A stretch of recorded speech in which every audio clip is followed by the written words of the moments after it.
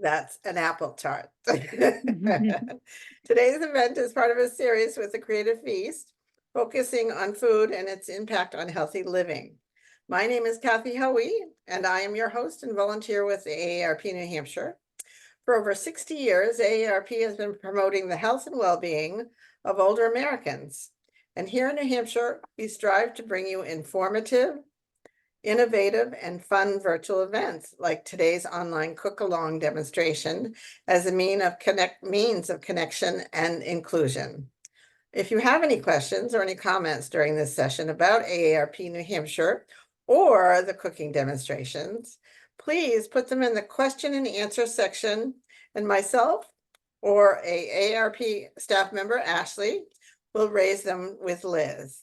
You can also use the chat, which everybody seems to be using, which is just fine.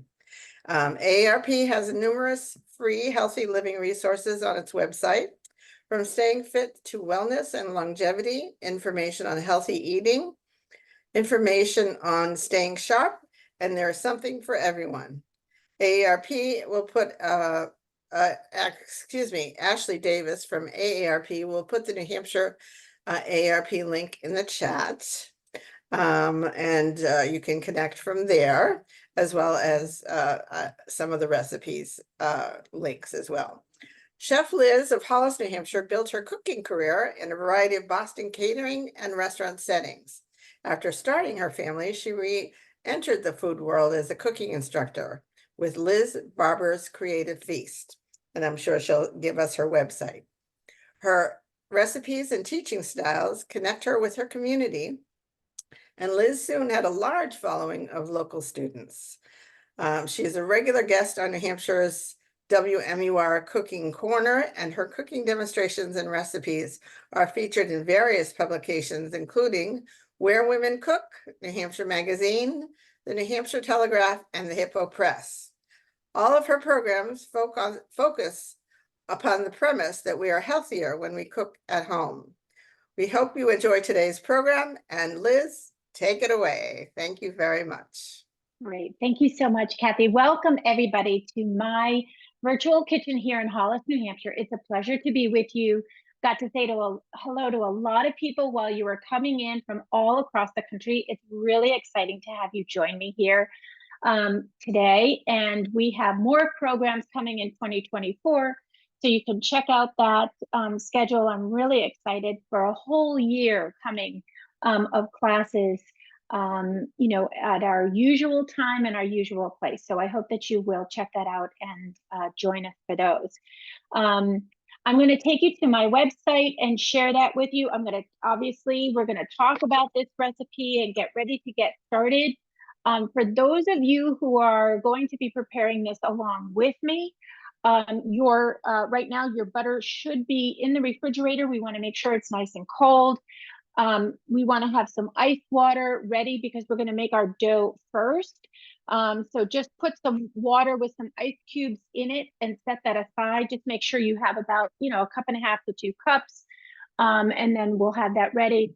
And then once we get started with the dough, if you're going to be baking this along with me, you can actually start your oven and get it heated up to 400 degrees.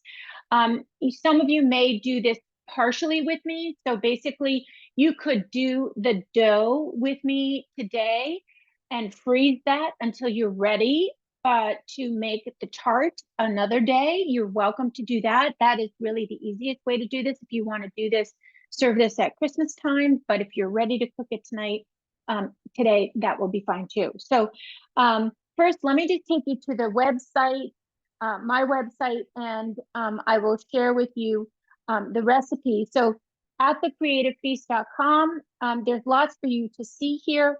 And you're welcome to share this information with your local libraries, because I do online cooking classes for libraries and other organizations that need a speaker and that would like to host an online cooking program. You can check out my calendar. I did mention to you earlier that I'm actually re-teaching the same class tonight at 7 p.m. If you want to join me, It's free. You just need to register here with the library. And so you can do that, or you can register, using my link. But the Newburyport Public Library in Newburyport, Massachusetts, is taking registrations for that as well. So you're welcome to join that for free. It's just a repeat of this class, but it is live. And then if you want, let me see where we are here. So for the recipe, if you go under Food and Fun to my recipe blog, you will see that here I've created pages just for AARP classes. So here's 2023. This is our last class of our 2023 calendar. And as you scroll down, you will see here the apple galette for you. Okay, so you have your list of ingredients for the pâte brisée, which is the dough, and then of course down to the complete recipe. So that is there for you to check out. Another way you can find the recipe is if you go to the recipe blog, and if you just put in the search, you can put in apple. Oops, if I could spell, that would be great. Galette. And let's see what pops up. So here is the holiday apple galette, but this is the recipe that we're using, and this has photographs with it. So I would recommend that you check out the one that says Jacques Pepin, because this is his recipe. And you can see here how I've given you some photos to kind of help you while we're not together, okay? And for those of you who have done pies with me in the past, you will you've watched me do the pastry recipe. It's similar to that, so I'm going to walk you through that so that you will always have the very best pie dough. You can use it in this galette, but you can use it in any pie. So we're going to get rid of the mystery of making a really good dough. Now I'm just going to, for now, set aside my apple filling ingredients to get those out of the way. We will come back to that while our dough is chilling, but we want to get started on our dough right away. So I'm going to get my ingredients ready. This is just my box for my unsalted butter. My butter sticks are in the refrigerator. As with any pie dough that you are preparing, all of your ingredients should be as cold as possible. So that's why my water is with ice, because I want it to be cold. So when you are, I want you to think about a pie dough in this way. How do we get it flaky? Because that's what we're always looking for, a real flaky pie dough. So the key to that, in my opinion, and through the recipes that I've been using, is the concept that the butter in your dough is actually visible when you go to roll out your crust. And so we want our butter to be as cold as possible so that when we're handling it, it doesn't melt. And the colder it is when you put it in the oven, okay, the colder your dough is when you put it in the oven, the more flakiness you're going to have.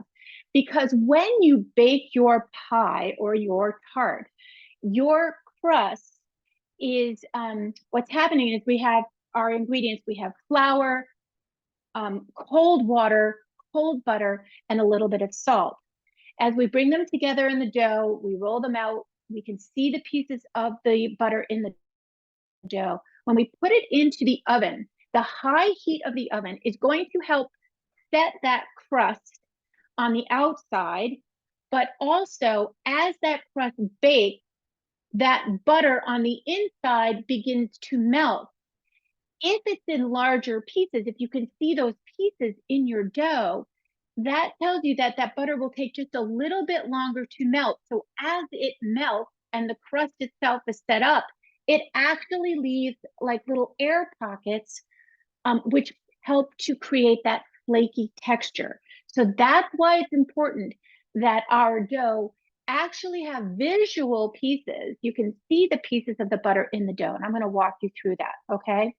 So let me begin by the basics of this recipe, and I'm just going to pop up this recipe for myself to make sure that I have everything in line and make sure that I don't miss anything.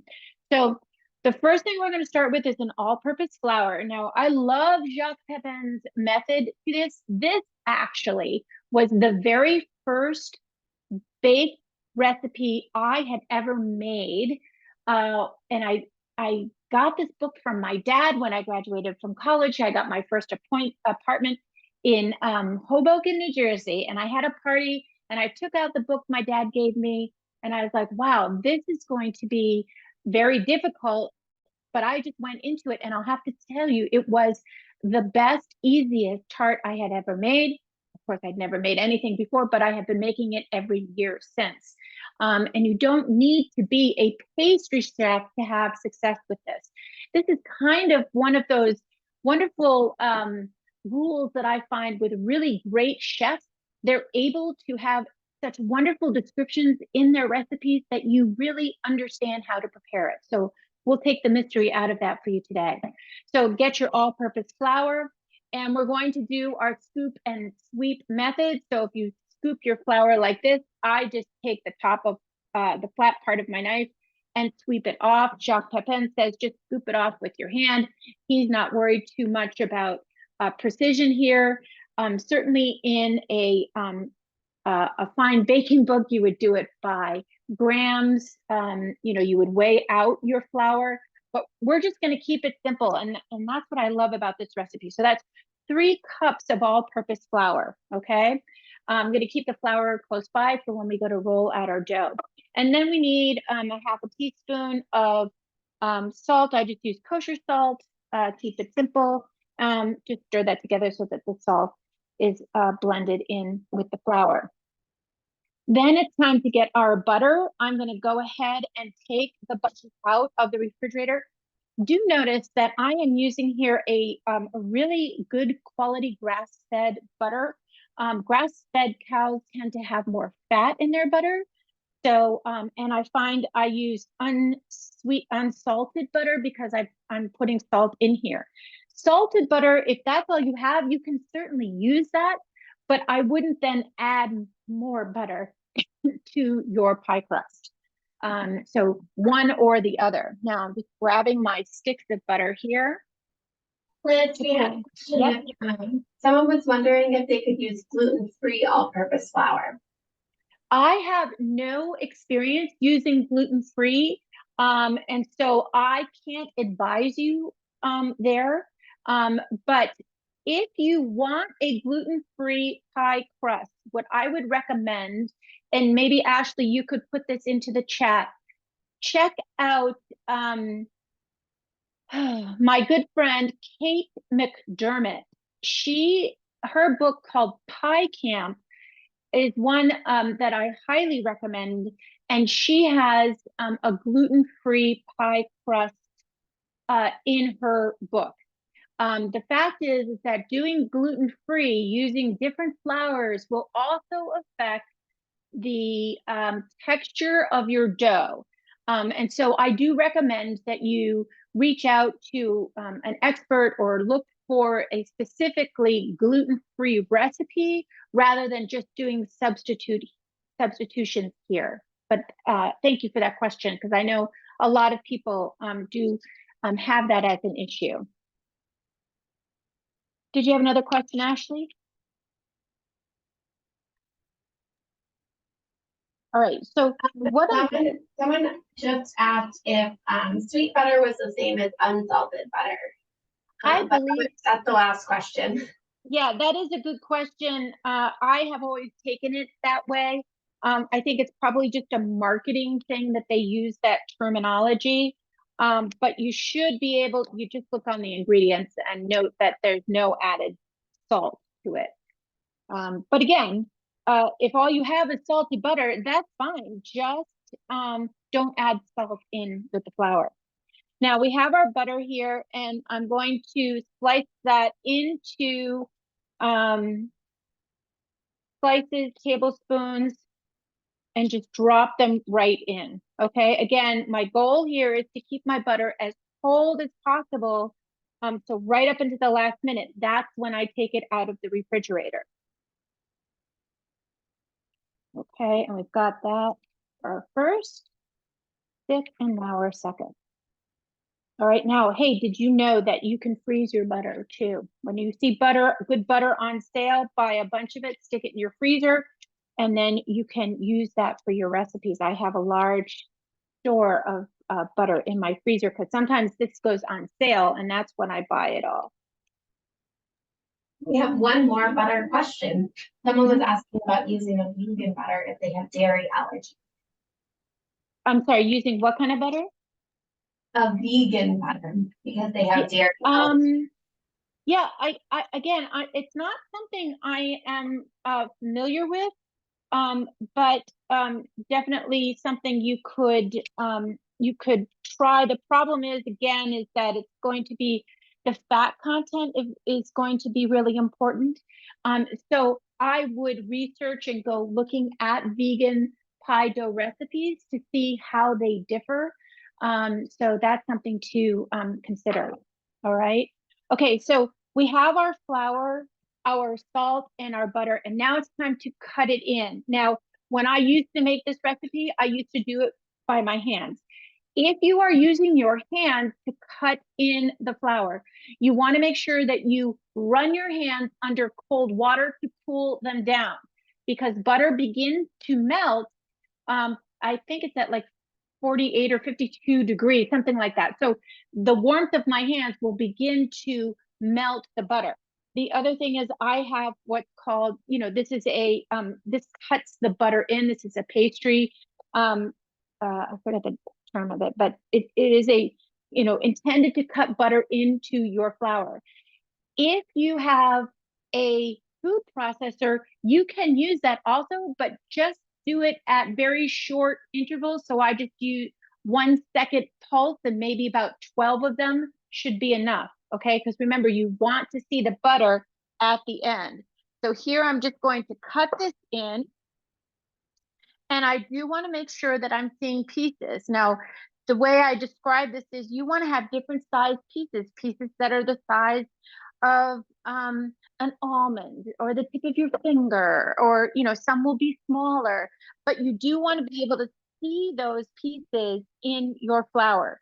When you do a short dough, okay, this is not a short dough, but a short dough cookie, for example, or the bottom of a biscuit, you will find that the way the dough is cut is so that it's blended, almost looks like all small peas or very coarse, like cornmeal.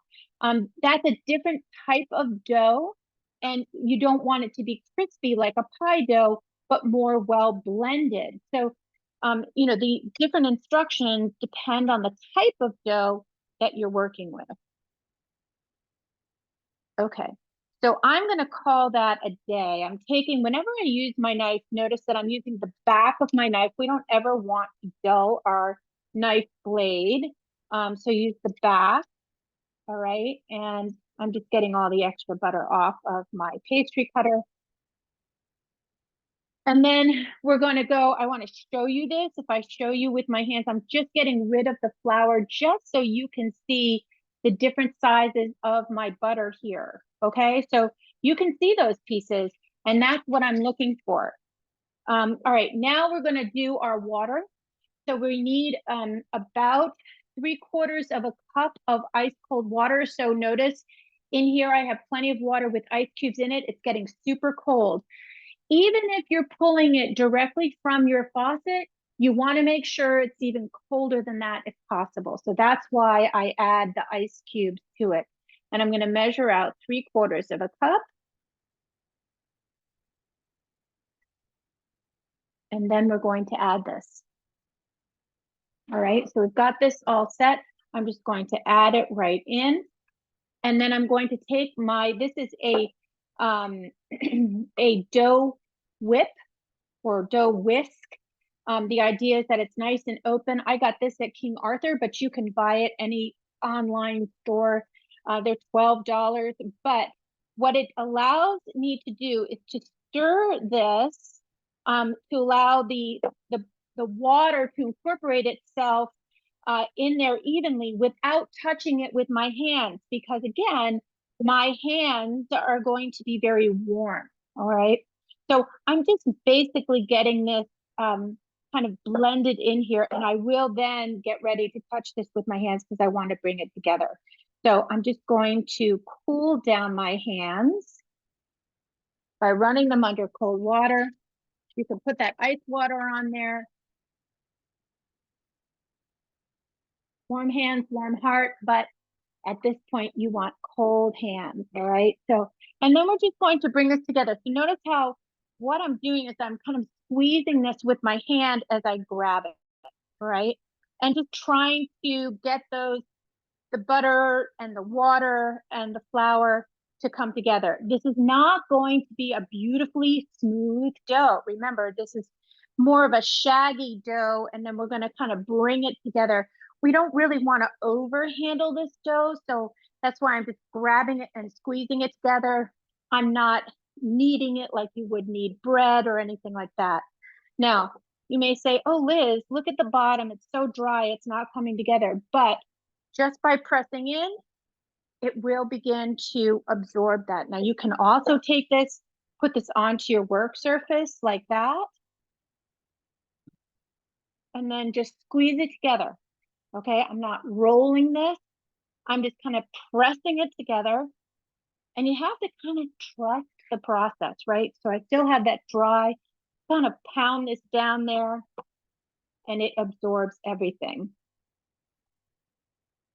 All right, and we're pretty much done. You can turn that over. And yes, it looks a little bit dry. If it's really dry, you could add just a little bit more water, you know, a couple sprinkles, and then work around that. It depends, I suppose, on the altitude where you are, the type of flour you're using. I use King Arthur all-purpose flour, all right? And I have always done that and found it to be very good. Now, getting all this extra, and now you can see it's pretty much absorbed everything. Now, this dough disc is has two this pie doughs in it. So a top, a bottom crust if you want, or one of these larger galettes. So I'm just going to cut this in half. And if you want to be really precise, you can weigh it out and then just even that up. But what I do want to show you, and I'm going to try to get my, let me get my camera here. I want to come in on a zoom because I want to show you the butter. Okay, so you can see the pieces of butter here, all right, in the camera. And if I take this and I'm going to press this, let me just zoom out just a little bit, into a disc, you'll be able to see that. Now, when I press this into a disc, we're going to refrigerate this, okay? And the recipe calls for you to refrigerate it for an hour to an hour and a half, but honestly, I've been able to use this within 20 minutes of preparing it. What we're really trying to do here is to get that butter to get cold again. So your disc, try to have it as round as possible and as flat as possible, because the flatter it is, the more surface area there is, the faster it will cool down in your refrigerator, all right? So I'm gonna go ahead and I'm just going to grab the top of my flour bin. You could put it on a plate with a plastic wrap on top, and I'm going to refrigerate this, okay? You could even stick it in your freezer for a few minutes, and that would help to cool it down if you wanna do this right away. This second dough, what am I gonna do with this? I am going to wrap this well in plastic wrap, or even put it in a Ziploc bag, and I'm going to stick it in my freezer, because it's going to last for between 3 months, and even I pulled out a disc of dough after a year and it's been perfect.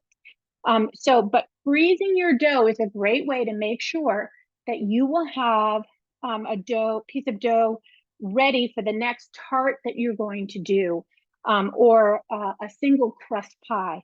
Or you can make these, do 2 of these and freeze them separately, and then you'll have a full pie dough ready. So there is my second one. This one's going to go into the refrigerator or freezer. This one's going to go into the refrigerator.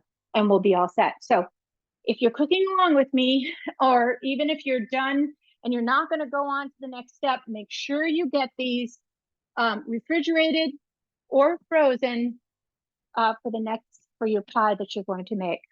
Okay, so that is our pie dough, and that's very simple to make, right? The key things you have to remember is to keep your ingredients cold, don't overmix, and make sure that your flour is, that your butter is visible in your dough, and that way you'll get those wonderful crispy pockets of your pie dough. All right. And this recipe was the recipe that I had been using for years and years. And then when I checked out Kate McDermott's books, Pie Camp, I found she had one that was very similar. And so I just started using that. So either one, both of them are on my website and available for you to use. All right, so now, while our dough is cooling, we're going to go ahead and get our apple filling or apple tart ready. So let me pull out here on the Zoom, and I'm going to start my oven. We're going to start that at 400 degrees. We want a nice hot oven, okay? And let's get our apples peeled, and then we'll get ready to prepare that. I just have a tray here that I'm going to use to put apples on, my peeled and cut apples. So we're using Granny Smith apples. You could use another firm apple. You don't want to be using something like a Macintosh apple, even a Cortland apple. They will break down. This is a crispy tart, and the filling is not being prepared in the same way that a pie is. So I'm going to go ahead and start peeling, and I'll talk to you a little bit about this. So if I were doing a two-crusted pie, for example, what that is creating, essentially, if you think about it, the bottom crust, the top crust, and let's say we put apples inside, that pie is creating like a mini oven, right, with a bottom crust and a top crust. And so it's locking in the heat, and it's allowing the pie filling to essentially come to a slow boil, right? If you've ever taken a pie out of the oven that has a top and a bottom crust, you'll notice that the pie filling is bubbling, right? Because it's locked in there. So that bubbling pie that you've created with a top and a bottom crust allows your apples more time to essentially, steam or come to the boil under the protection of a top crust. So you can use apples that are softer, mixed with others that are harder and hold their shape, and they will cook together, and some will be soft because you want to have that soft filling, and others will be crisp. And then you take that pie out of the oven and you let the pie sit for several hours so that it cools down, and that filling, which has a thickener in it, will give it a chance to have that saucy filling firm up underneath the pie crust. This tart is very different. So there is no top crust, so there will be no boiling effect. There will be no setting up of a filling because we're not using a thickener. In fact, the filling of this pie is so simple. But we do want apples that will hold their shape, because that's the beauty of the pie, is that you get to see these gorgeous floral looking apple tart filling. And also, we're not adding a thickener in there. We're not adding too much sugar in there. We want to taste those apples. And the contrast of the sweet with the tart is really something very special. So Granny Smith apples happen to be a really great commercially available, like at every grocery store, apple and they will add that wonderful tart contrast. Now, if you said to me, Liz, I like that tart you're going to do today, but I'd really like to do an apple pie with a top and a bottom crust. Go to my website. You will see the recipe there from Kate McDermott for a good old-fashioned apple pie. But what you will notice is that you're going to be using several different types of apples, at least 3 different types of apples. So one will be sweet, one will be tart, one will be soft, one will be crisp, and that will give you a wonderful overall texture for your apple pie. If we were to use those sweet apples that kind of fall apart in our tart, you're going to have a very wet, messy finish, and it won't give you that crispy crust that we're looking for. So I recommend that you do use your Granny Smith or another apple that is both tart and stands up to baking. Okay, and so there are many guides on different apples that you could be using. But again, keep it simple. Stick with the Granny Smith for the first time and see how you like that. All right. Now, I've got my apples peeled, and you could do that on a apple peeler if you want, but I'm going to go old school, assuming that not every one of us has all these wonderful tools to use. And so we're going to keep this simple. So we're going to cut our apples in half from top to bottom. And we're going to, I use a melon baller for this to cut out the core. And this is partly because it's going to leave the apples to look really beautiful for the finished product. So that's why I'm doing this. Okay, and I'm going to go ahead and core these. Ashley, did we have any other questions that I needed to answer? Yeah, great timing. We have a question about using convection ovens and if those should be run at a different temperature or not. Okay, great. Thank you. That's a great question. Now, convection ovens are really fantastic, and I know so many of us have them, but we don't really use them because it's kind of confusing. So let's just talk for a second about a convection oven. So a convection oven is an oven that has a high-powered fan at the back, and the point of the convection oven is to use that fan to blow the heat in and around the oven.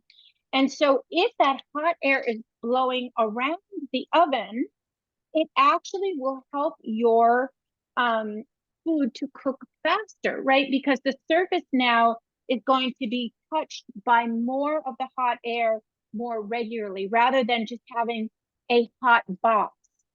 So most recipes, what they'll call for is for you to do less time in the baking rather than changing the temperature of the oven.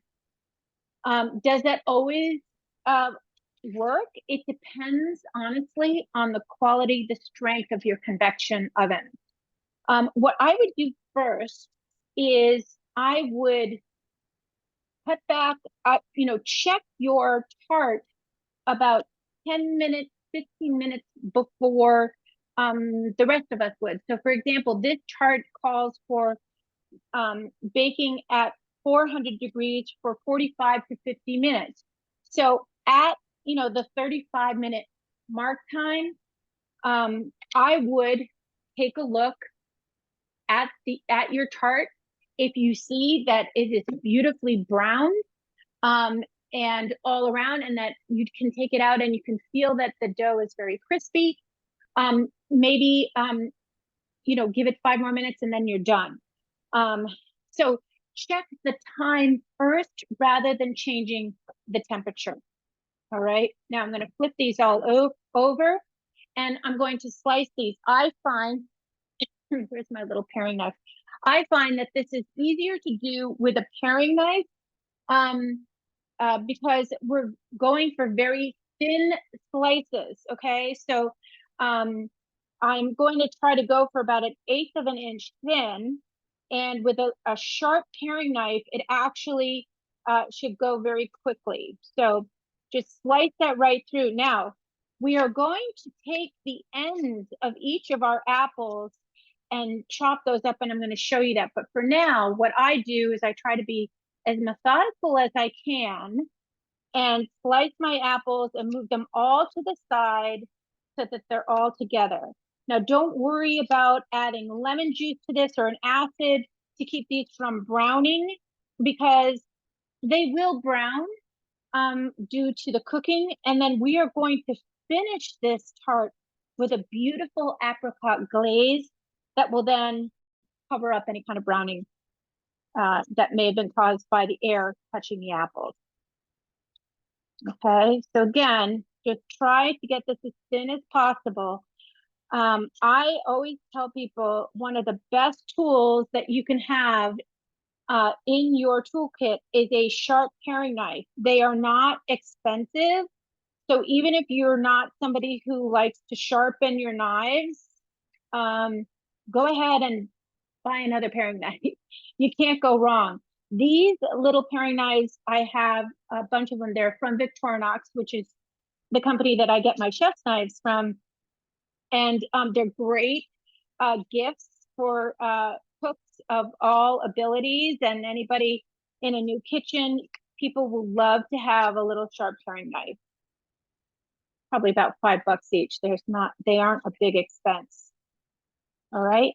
Now again, slicing these thinner. If you slice these too thick, then you're in the baking process, your pie, your tart dough will brown up faster than your apples will cook. So we want to make sure we do this as thin as possible. This is a very classic style of a French apple tart where the tart isn't too sweet, the tart is nice and thin, and not intended to be a big plate of pastry. Liz, we have a few questions. Okay. Awesome. We had a couple folks ask if you could use a mandolin to slice the apples.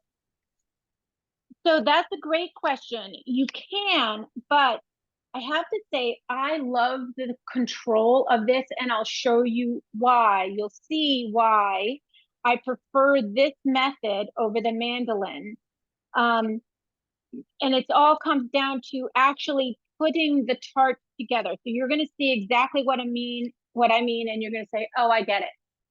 The other thing I like to say is that when you're cooking, the more you do a skill like this, the more precise you get, the better you get, the better your skills. So this is something that really didn't take me long to do while we were chatting, but I was able to accomplish that. Okay, so what's your next question? Excellent. There were also a few people who just missed the name of the paring knife or the knife company that you were talking about. This is Victorinox.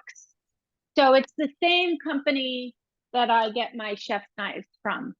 Fabulous, fabulous. I have sold, when I was selling knives, and I sold them for about 20 years during my cooking demonstration career, I sold over 1,000 of this one knife, right? And then I sold several hundred of this small one when I would occasionally carry them. It's fabulous.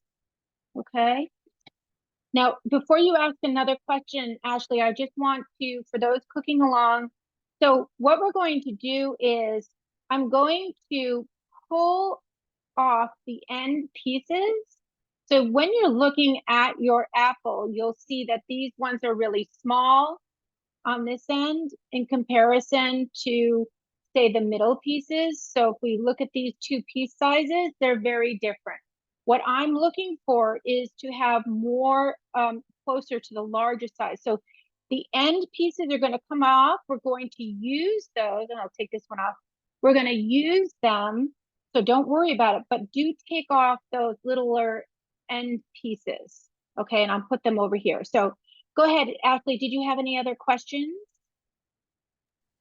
There was one more question. I feel like you might get to it later on, but someone was asking about using figs instead of apricots for glaze. So you can answer it now, or if there's a later. Let me let me answer that now. So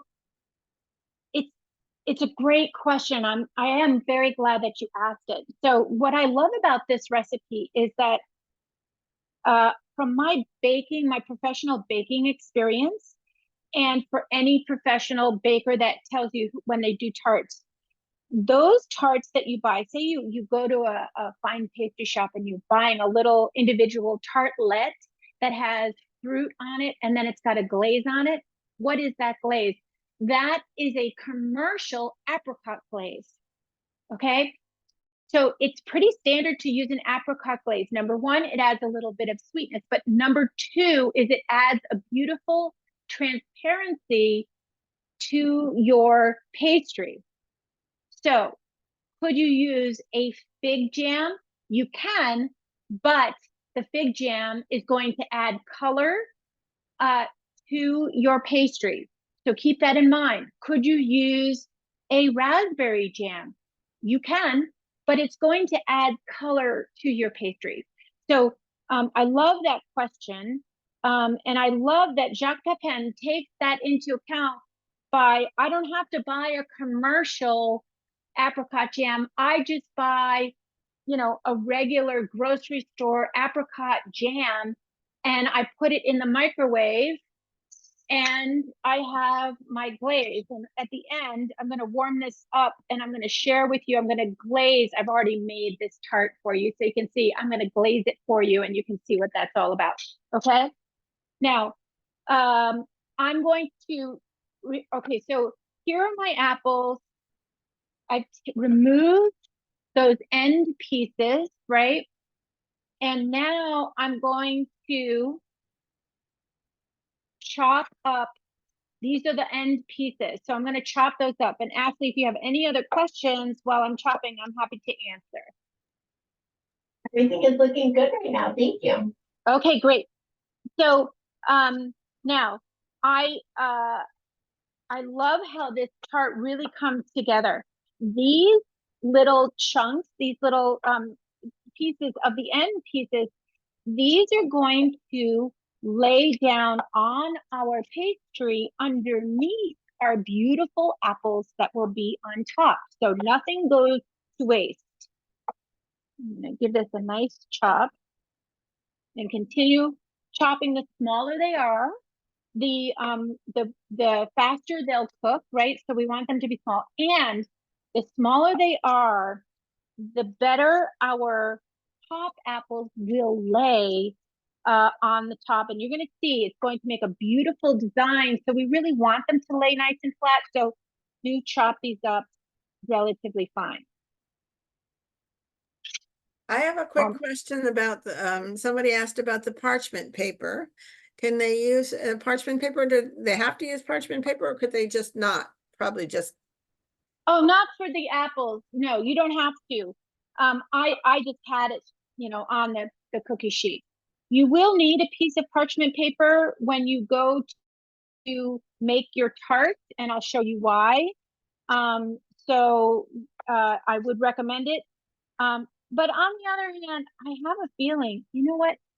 When I first was making this, I never even knew what parchment paper was because I wasn't a professional chef then. So there's so much butter in this tart that when you go to lay out this tart, and I'll get to that, you don't even have to use the parchment paper there. So don't let the fact that you don't have parchment paper stop you. All right, I'm just going to pop these into a bowl, but you can see how fine those were. Again, they're going to help you when you go to lay out your tart, your apples. All right, so here are our ingredients for the filling. The other thing we want to have on hand is we want to have a 1/4 cup of sugar. That's all the sugar you're using in this. Isn't that amazing? You also want to have 3 tablespoons of butter, okay? And then we want to have an egg wash. So basically you're going to take 1 egg with about a tablespoon of water and whisk that together. And that's going to help our pastry brown up a little bit, okay? So I'm going to put this to the side. I'm going to put these things to the side because now it's time to roll out our chilled dough. Now, for those of you who said you were cooking along with me, if you want to wait on the next part because your dough is still chilling, you can do that. But I have to tell you, I have used this dough pretty soon after I've prepared it in the past, and it's come out okay. Always, the longer you chill it, the better, but I'm not going to worry too much. Now, before we take out our chilling dough, I want to have, I love this, this little tool, this little mat. And they come in all different varieties, whatever, but I find it helps me to get that nice circle. Now, the other thing you want to have is you want to have your pan ready. So what are we going to bake this on? Okay.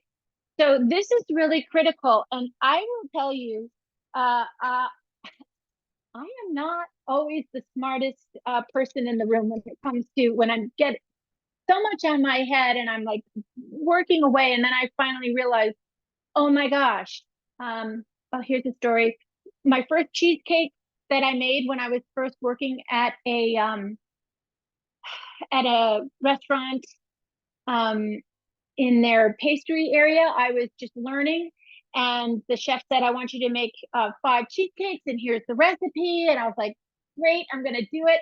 And I was so excited and I got the cheesecakes in the oven and I go to clean up and I turn around and all of the crust that I had made was sitting in a bowl off to the side. I hadn't even put the crust in the pan. Okay, so you can make mistakes.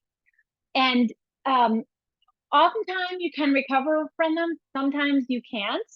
I think I ran to the stove in the oven in a panic and had to restart everything. But in this case, it's really important that we're going to roll out our dough on here, but we're going to make our tart right on our baking pan. Okay, because if you make the tart here, you cannot lift it up and put it on your baking pan. So have your baking pan ready. Now, I like to use, this is a pizza pan that I like to use. It's a good sized pizza pan. And this is where that parchment paper comes in handy. But as I said, years ago, I didn't have parchment paper. So you can actually, roll out your dough here and then put it right onto your pizza pan. There's enough butter to help release that. The other thing is with the hot oven, you're baking up that crust so it's super crispy and it should literally just slide right off your pan. Now, this does have a little bit of a lip to it. You really want to have, if you're going to use a pizza pan with as little bit as low a lip as possible. The other thing you could do is you could turn this over and you could set it up on here to bake on here.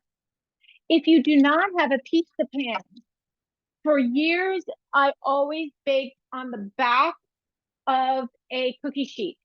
Okay, and you could use a larger one. If you have a larger oven, like a 30-inch oven, just use a regular size baking pan. It's called, they call them, let me grab this. They call these half sheet pans. Okay, so that will give you a big enough circumference. But I have very small ovens, so I can't really use those pans in my oven. But again, for this recipe, it's so wonderful to have a good size pizza pan to use. So they're not expensive. So it'd be a nice purchase if you decided to make it. Okay, so I'm going to set this aside and I'm going to pull out my dough because I'm ready to bake. So my oven is already at 400 degrees. That's another thing that's important, is that your oven and everything is ready. However, you could do this in stages. You could make your dough, let it chill. You could roll it out, put it on your cookie pan or your pizza pan, and you could take that rolled out and put it into your refrigerator until you're ready with your filling. And then bring it out, load it up with your filling, pop it into the oven, okay?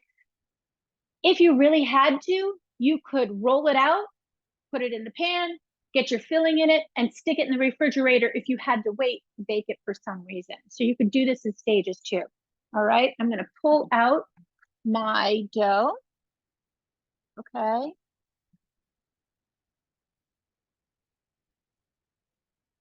And we're gonna roll this out. Let me see if this zooms up enough. Okay, so we've got plenty here. Now, I'm gonna take a little bit of flour, okay, and put it all, and I always put a little off to the side in case I need to add some more. All right, and we're going to go, I'm gonna go the full 14 inches here, 14 to 15 inches. This is a very thin crust, so keep that in mind. Okay, so we've got our disc here. I put a little bit of flour on the top and the bottom. And then it's time to roll this out. I like my French pastry roll rolling pin. You can use anything, you know, if all you have is a wine bottle, you can use that too. So don't worry about it.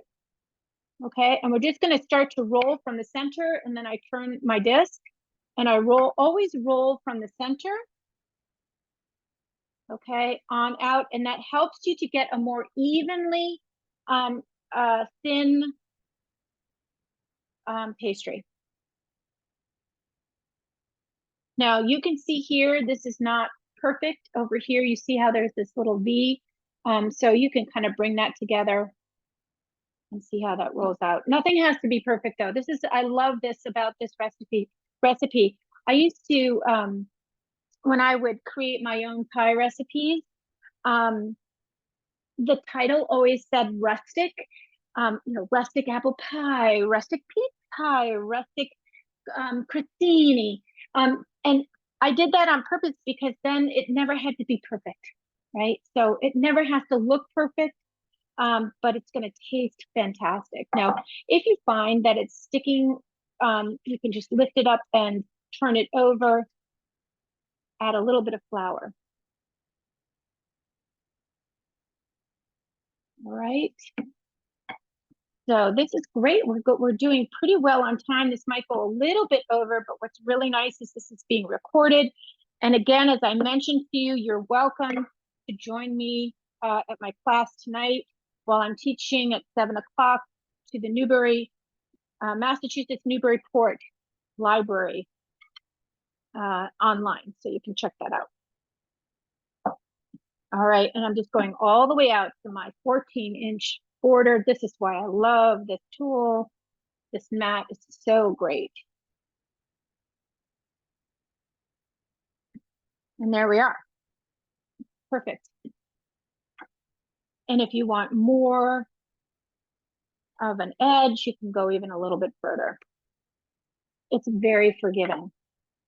Now this dough is a little bit larger. It's got more flour in it, more butter in it than, well, more flour in it than Kate McDermott's. So if you're doing the larger galette, stick with the Jacques Pepin recipe. Okay, so we're gonna go ahead and we've got our pizza pan. How do we transfer this? Is we're going to lift it up halfway, and then you can grab, you know, drape it over, and then I lay this down at the halfway point on my pan, and see if that was right, and throw it. So it's right in the middle. And there we go. Now you're going to see what I mean by don't construct it on your cutting board. You've got to construct it here, because once we start doing this, you won't be able to lift it at all. All right. Okay. So here we are. So we have our chopped up apples. Okay. And these are going to be essentially the filling underneath our sliced apples. And I just take them and I lay them out all the way almost to the border. Leave about 1 inch to 1.5 inches, because we're going to fold over the edges of our dough to form the crust on the edge. So there we go. Have a circle of our apples. And then we're going to start placing our apple slices. So we're going to start from the outside edge and put these right on the edge of our apple pieces. And you're going to overlap these pieces. And eventually the overall effect, and if you have smaller pieces like this, you can leave them, you know, maybe you missed one or two. They can be for the center of the flour. And then you overlap these. And then we're going to go back through with our extra pieces, because there will be extra, and fill in. And I'll show you how to do that as well. But you see, this is it. Oh, I broke that. Okay, that'll be just for the center, no problem. And then we go down a little bit, right? And you'll see this will start to fold into the center. And you see how the edges have browned? That's not going to matter. All right, so that's why I said don't worry about putting lemon juice or anything on them. These are tart enough without that addition. And just move them in a little bit. Now this is a real showstopper and a very special pastry, perfectly appropriate for a dinner, but also, whoops, those fell a little bit. You can push these down a little and it will keep them from sliding into the middle. Wonderful for dinner, but also if you're going to a brunch, taking this along, you'll be the star of the show. Okay, this kind of a galette is gorgeous.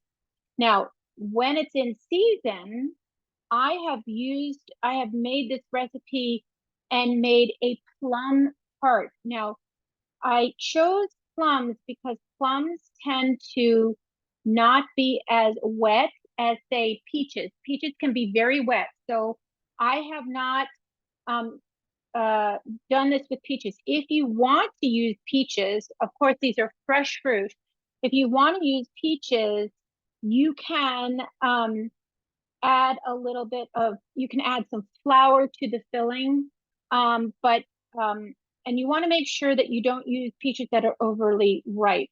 But plums are a really nice change to the apples and gorgeous, especially if you use the really dark black plums. It's a really beautiful tart.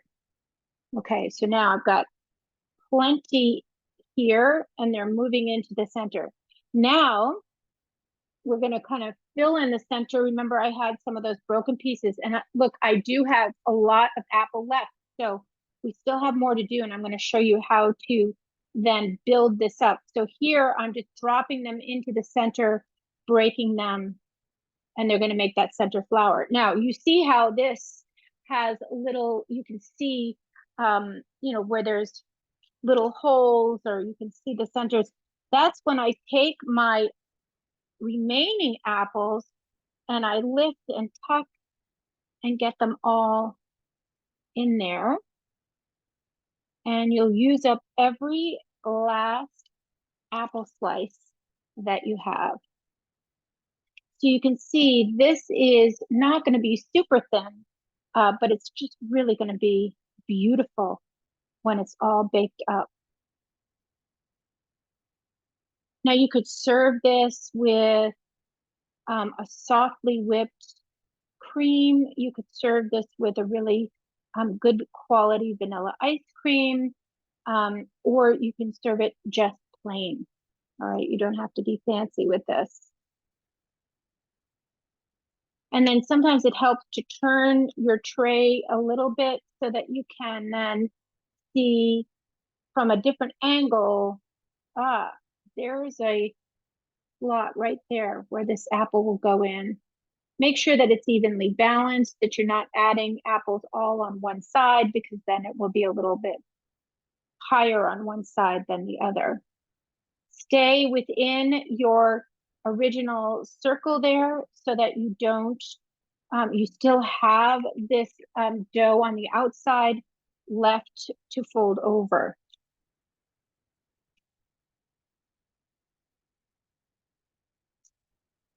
kind of a little bit of a puzzle here. Where am I going to put the next piece? And you can lift it out. I can see here these are falling in a little bit, so I'm going to lift that out just a little bit so it doesn't go in too far. And there we go. Now I'm teaching this class tonight, so I'm going to have a lot of these tarts. So I'm going to have to start making some deliveries to some friends.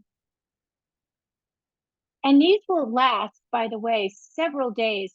I personally don't refrigerate these. I put them in my cold pantry, just lightly covered. If you cover it, too tightly, you make sure that it's completely cool before you cover it in a saran wrap, or just cover it with a cotton cloth or something.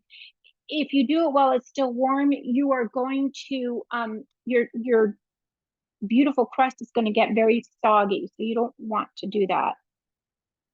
All right, and there we are. Okay, so I've used every last piece.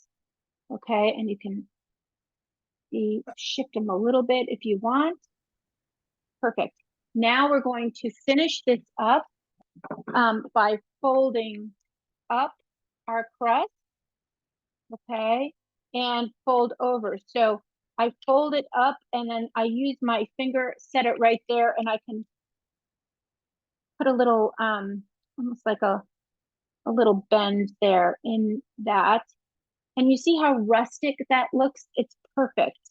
And this is because these are Granny Smith apples and they're not really wet, juicy apples, you won't have a lot of the syrup flowing over the side. So that's why it's important also to use an apple like a Granny Smith apple that is doesn't have a lot of water in it, because otherwise you're going to have a big wet mess flowing over. It's going to, ooze out the side. And then I gently press these down. Okay. Now what we're going to do, oops, that one popped out. So pop that back in. Now what we're going to do is we have our sugar. Remember that 1/4 cup of sugar? So that is going to go on top. Okay. I've got a couple pieces that need to be pinched. All right. So that's as much sugar as we're going to add, that full 1/4 of a cup. And believe me, that's going to be perfect. European pastries are not nearly as sweet as American pastries. You're going to really like the change. Now here's 3 tablespoons of butter. They can be cold or room temperature, whichever. These are going to add another level of flavor to this, and creaminess to the filling. And you just flop that all over. And then remember, I told you that we have our egg wash, right? We have that. Okay, so there we go. And look at this. So that's all set. We're going to take our egg wash, which is 1 egg whisked with about a tablespoon of water. And this is just going to go onto the dough.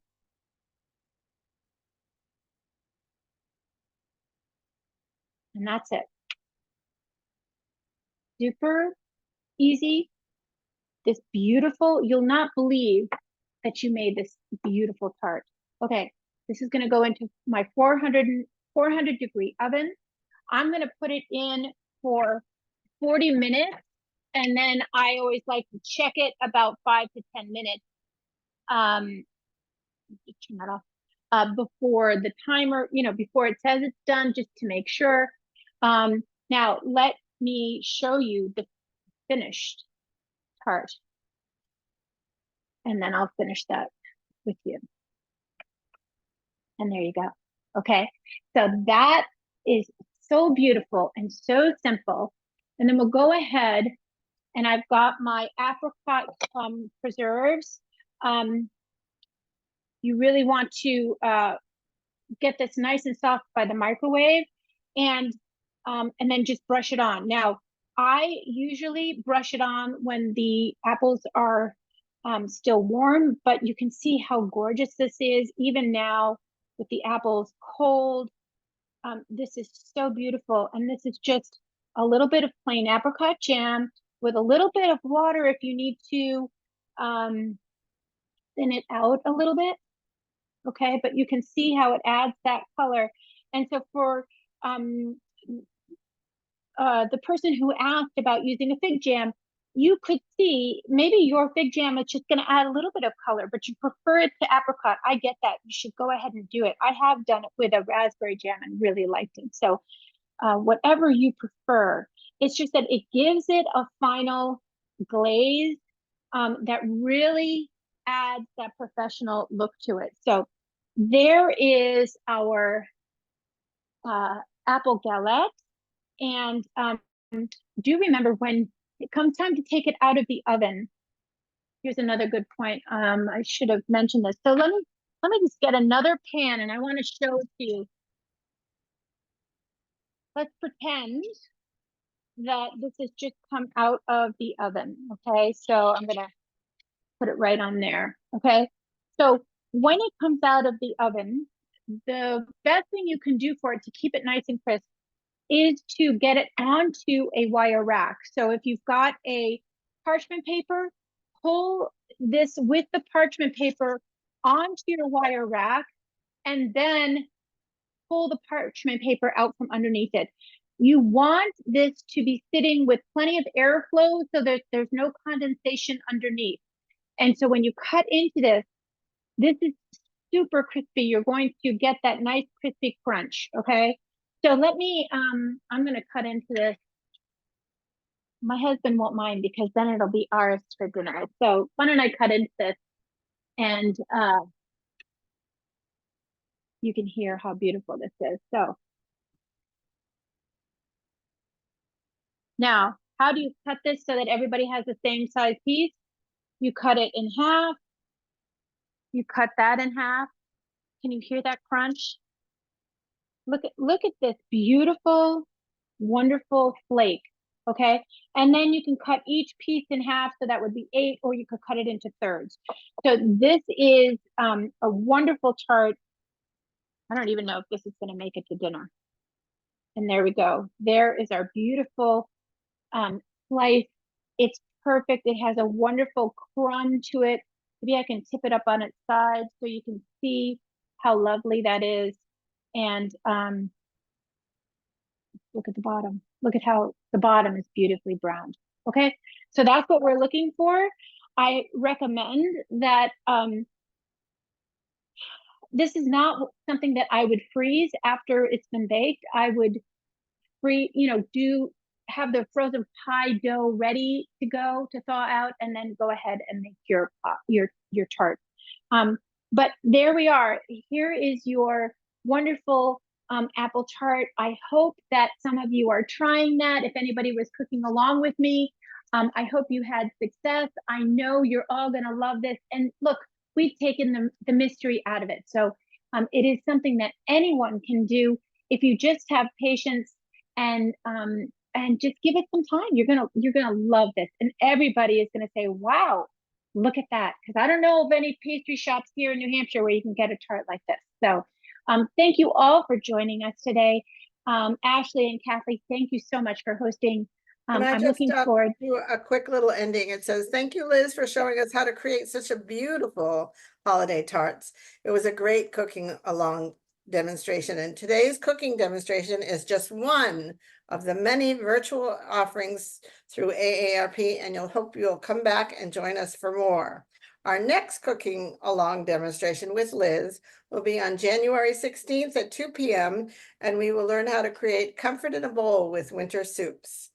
To learn more about our AARP New Hampshire virtual offerings, including gentle yoga, educational seminars, and more cooking demonstrations, please visit us at aarp.org/New Hampshire.